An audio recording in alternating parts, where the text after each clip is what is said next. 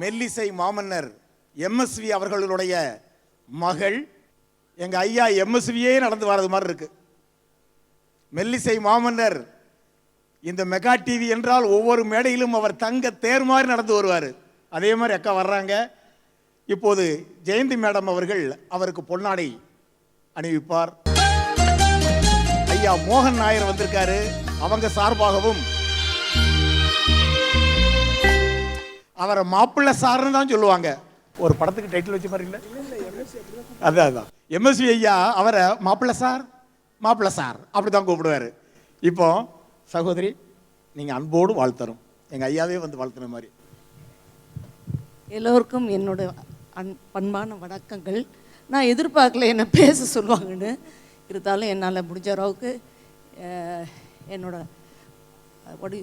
Feelings, என்னோட இந்த ப்ரோக்ராமை பற்றி, இந்த அப்பாவோட என்னென்றும் எம்எஸ்வின்ற programme is such a nice programme. எல்லாரும் அதை பார்க்குறாங்க.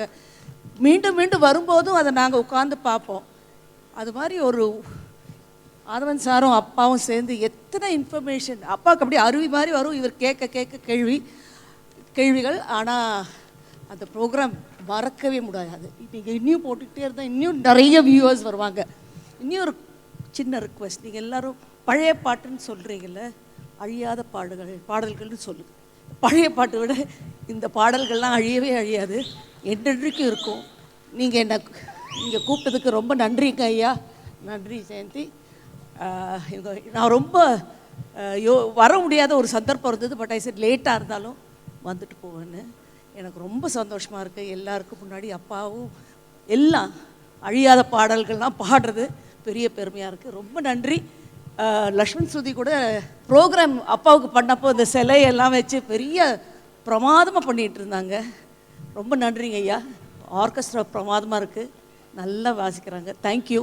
எல்லாருக்கும் என்னோட நன்றிகள். Thank you so much. தேங்க்யூ. ஐயா மெல்லிசை மன்னர் எப்பவுமே மெகா டிவியில் எங்கள் கூட பேசினாரா சொல்லுவார், மாற்றல் மென் இம்மாற்றல் மெலடிஸ்பார். அதை நான் சொல்லுவேன், என்றும் அழியாத பாடல்கள்மே. இதுக்கு ஒருபடி மேலாக எங்கள் ஜெயந்தி மேடம் சொல்லுவாங்க, அதையும் எப்படி சொல்லணும், என்றும் வாழும் பாடல்கள்னு சொல்லி செலுத்தினதே அவங்க தான். ஆக அன்பு சகோதரி, பழைய பாடல்கள் என்று நாங்கள் ஒருபோதும் சொல்லியதில்லை. நாம் பொற்கால பாடல்கள்மே, அவங்க என்றும் வாழும் பாடல்கள்மாங்க. நாங்கள்லாம் மெல்லிசை மாமன்னர்களுடைய சிசிய. மகிழ்ச்சி மகிழ்ச்சி. நீங்கள் வந்து வாழ்த்தியமைக்கு நன்றி நன்றி நன்றி அம்மா. நன்றி நன்றி.